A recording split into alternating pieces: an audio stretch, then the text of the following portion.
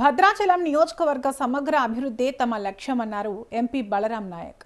MLA Tellam Venkatrao అన్ని రంగాల్లో అగ్రపథంలో నిలిపేందుకు రాబోయే గోదావరి పుష్కరాలను వైభవంగా నిర్వహిస్తామన్నారు. ప్రణాళికాబద్ధంగా ముందుకు సాగుతున్నామని ఎంపీ బలరాం నాయక్, ఎమ్మెల్యే తెల్లం వెంకట్రావు వెల్లడించారు.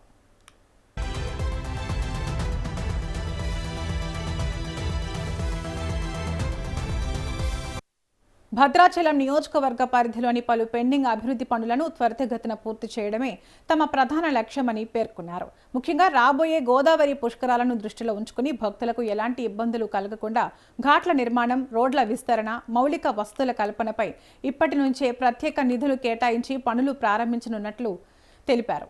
భద్రాచలం పుణ్యక్షేత్రానికి వచ్చే భక్తులకు, స్థానిక ప్రజలకు మెరుగైన సౌకర్యాలు కల్పించేందుకు ప్రభుత్వం కట్టుబడి ఉంది. నియోజకవర్గ అభివృద్ధికి కేంద్ర, రాష్ట్ర ప్రభుత్వాల నుంచి భారీగా నిధులు రాబట్టేందుకు సంయుక్తంగా కృషి చేస్తామన్నారు.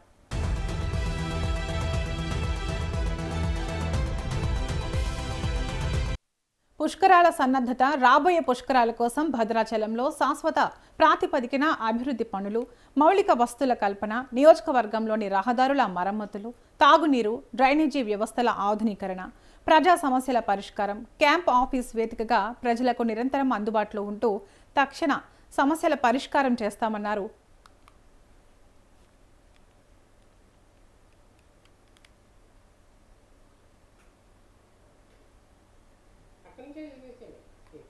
గణేష, అవి సైడ్ లైన్స్, హెడ్ లైన్స్ అవి.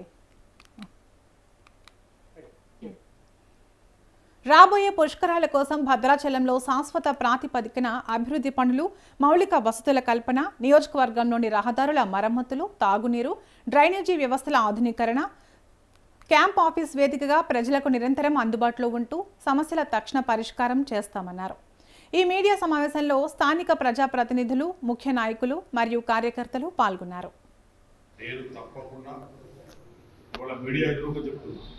రీసెంట్లీగా కూడా నేను పోయి చంద్రబాబు నాయుడు ఢిల్లీలో కలవడం జరిగింది. ఆయన వచ్చిండు, గ్రామ పంచాయతీలు సార్ మీరు సహకరిస్తే మాకు వచ్చేస్తుంది. ఆ రోజుల్లో వైఎస్ఆర్సీపీ గవర్నమెంట్ ఎంపీ నేను అయిపోయిన తర్వాత అమెండ్మెంట్లో ఫస్ట్ అమెండ్మెంట్లో ఓన్లీ 18 విలేజెస్ ఉంటాయి. ఆఫ్టర్ ఎలక్షన్ తర్వాత మేము ఓడిపోయిన తర్వాత అక్కడ వైఎస్ఆర్సీపీగా టీఆర్ఎస్ మా సీలోరు ప్రాజెక్టు కూడా మీరు తీసుకెళ్ళి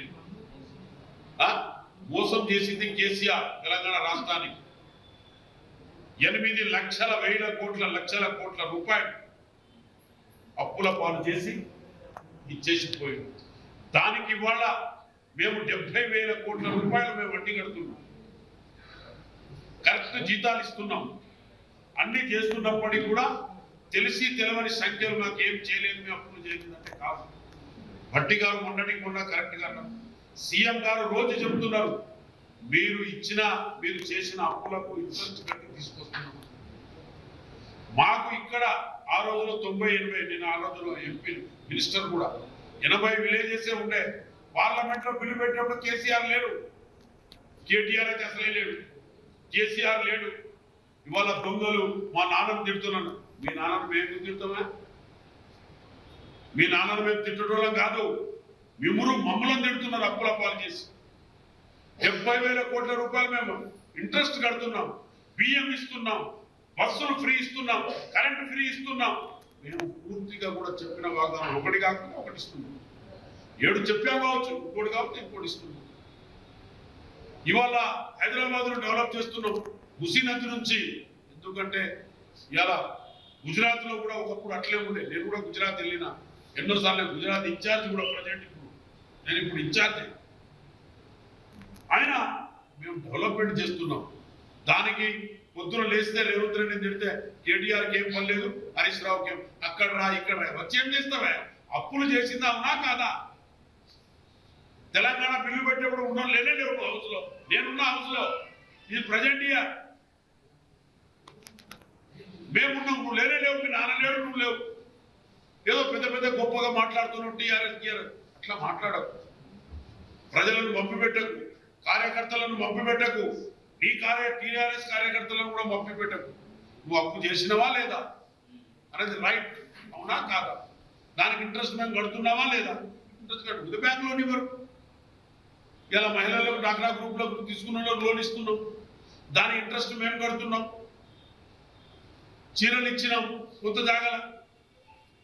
కాబట్టి దయచేసి అలాంటి వాక్యాలు మాట్లాడకండి. కేటీఆర్ గారు మీరు మాట్లాడితే కరెక్ట్ కాదు.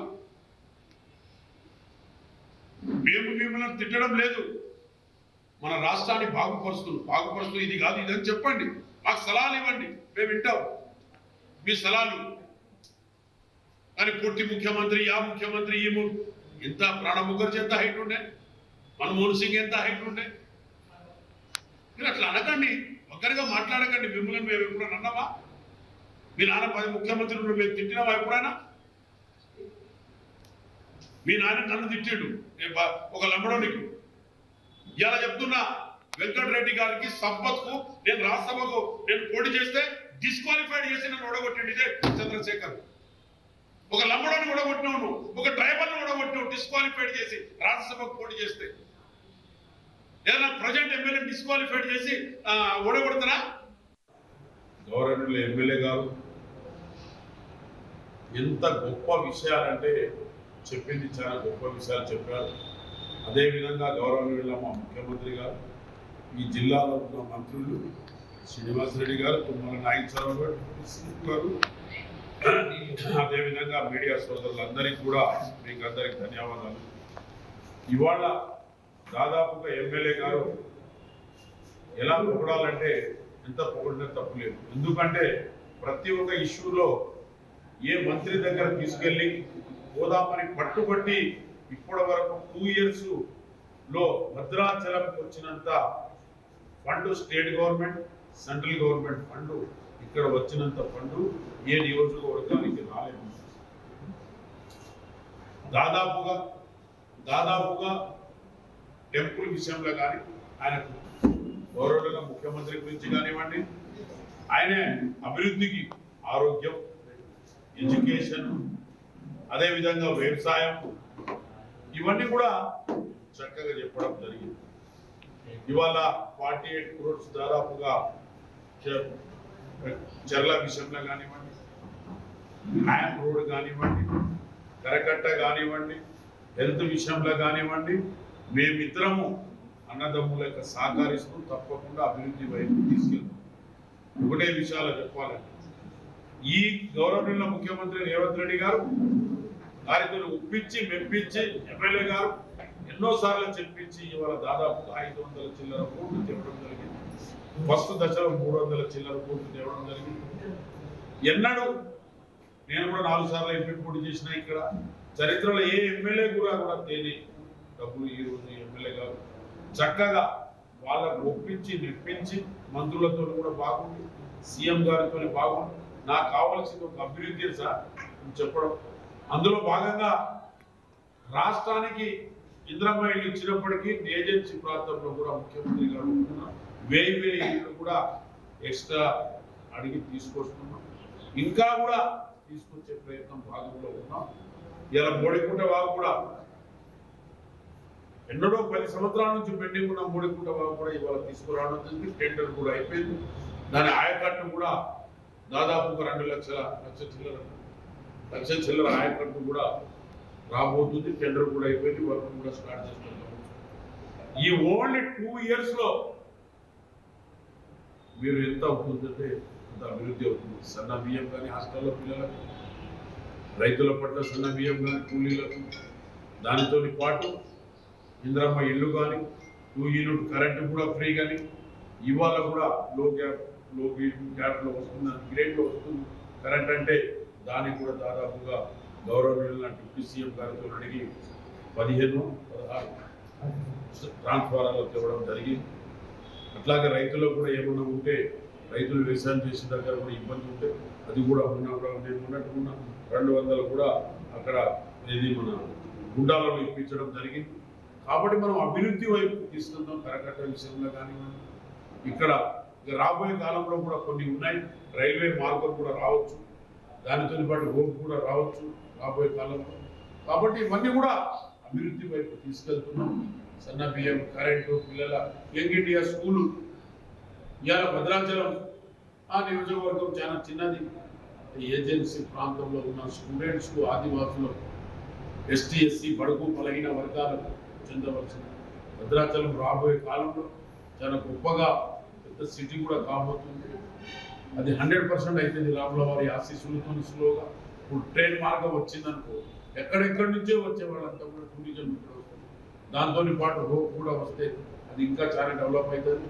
కాబట్టి మిత్రులారా మీరు కూడా మమ్మల్ని సహకరిస్తారని అనుకుంటున్నాం.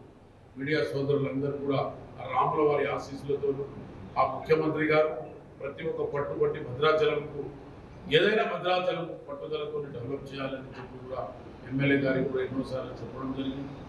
ఎమ్మెల్యే గారు కూడా ఆయనతో చెప్పడం జరిగింది. కాబట్టి తప్పకుండా మీ అందరి ఆశీస్సులతో మీరు ఎంత పబ్లిసిటీ చేస్తే ఆయనకు భద్రాచలం పేరు వస్తే ముఖ్యమంత్రి గారికి ఎమ్మెల్యే గారికి నాకు కానీ వస్తే మీకు కూడా వస్తుందని చెప్పి కోరుకుంటూ నాకు ఇచ్చిన ఈ అవకాశానికి మీ అందరికీ కూడా నేను ధన్యవాదాలు. ఈరోజు భద్రాచలం అంతా కూడా ఎక్కడైతే లో వోల్టేజ్ ఉందో ఆ లో వోల్టేజ్ని రెక్టిఫైడ్ చేయాలని రెడ్డి గారు డిప్యూటీ గారిని పోవడం జరిగింది. దాని కాదు భద్రాచలంలో ఎక్కడ కూడా లో వోల్టేజ్ ఉండకూడదు, దాన్ని రెక్టిఫై చేయాలంటే ఈరోజు దాదాపు ఒక 15 ట్రాన్స్ఫార్మర్లు ఓపెన్ చేయడం జరిగింది. అదేవిధంగా ఈరోజు చాలా ఆదివాసీ చట్టాలు కానీ అభివృద్ధి పదాలు అంటించాల ఉద్దేశంతో విజయాలు జరుగుతూ ఉన్నారు. దాంట్లో భాగంగా ఈరోజు భద్రాచలం కాన్స్టిట్యూన్సీ వచ్చేసరికి చాలా వరకు మనం ఏదైతే కోరుకున్నామో నా ఎన్నికల్లో చాలా వరకు నన్ను ఆటంకించడంలో ఏదైతే భద్రాచలం అది జరగలేదని చాలా వరకు ఆటంకించింది. దాని భాగంగా రేవంత్ రెడ్డి గారు ముఖ్యమంత్రి అయిన తర్వాత రేవంత్ రెడ్డి గారు ఎవరు అడగకుండానే దాంట్లో భాగంగా టెంపుల్ శ్రీ సీతారామ దేవాలయ అభివృద్ధికి ఏదైతే ఉందో దాంట్లో బాగా మొదటి విడతగా 350 కోట్లు చేయడం జరిగింది. సంతోషిస్తున్నాం దానికి. ఎందుకంటే టెండర్ అయి మనం మొదలు పెట్టాము. దానికి ముందు చాలా వరకు హౌసెస్ ఉన్నాయి. 40 హౌస్లు కూడా మంచి ప్యాకేజ్, ఆర్డర్ ప్యాకేజ్, మంచి ప్యాకేజ్.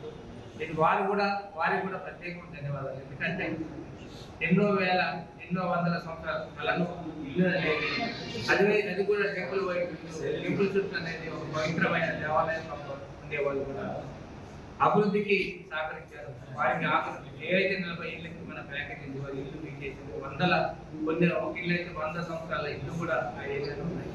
వాళ్ళు సహాయ సహకారాలు అందించి ఆ సహాయ సహకారాలతోనే ఈరోజు భద్రాచలం శ్రీ సీతారామచంద్ర స్వామి గారి వాళ్ళ అభివృద్ధికి ఈరోజు వాళ్ళు నిజంగా వాళ్ళకి మనం భద్రాచలం పట్టణ వాసులందరూ కూడా ఈరోజు వాళ్ళకి రుణపడుతున్నాం. వాళ్ళ సహాయ సహకారాలతో ఈరోజు అభివృద్ధి. దాంతోపాటు గౌరవ ముఖ్యమంత్రి గారు కూడా మంచి ప్యాకేజ్ ఇచ్చి, రెవెన్యూ శాఖ మంత్రి వారి ఆధ్వర్యంలో మంచి ప్యాకేజ్ ఇచ్చి వాళ్ళకి బయటికి పోవడం జరిగింది. దాంతోపాటు వాళ్ళకి స్థలాలు కూడా ఇస్తామని చెప్పి త్వరలో అది కూడా మన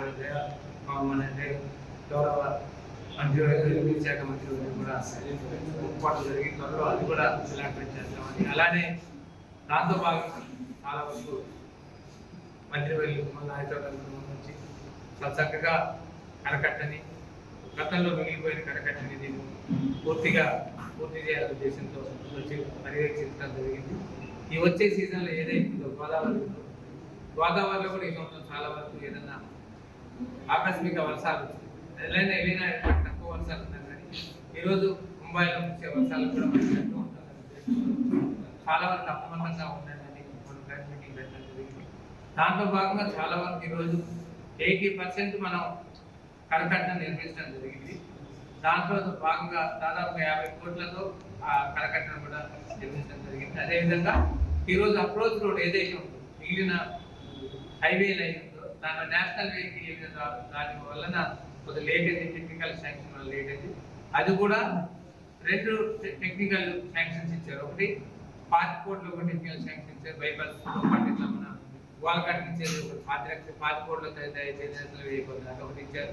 దాంట్లో సెంటర్ నుంచి తీసుకుంటే 120 కోట్లతో ఒక టెక్నికల్ శాంక్షన్ ఇవ్వడం జరిగింది. ఏదైతే ఆమోదిస్తారో ఆ ఆమోదం ప్రకారమే ఉన్నది కూడా ఫుల్ఫిల్ అవుతుంది. అయినా ఈ సంవత్సరం వరకు సార్ అప్రమత్తంగా ఉండాలి.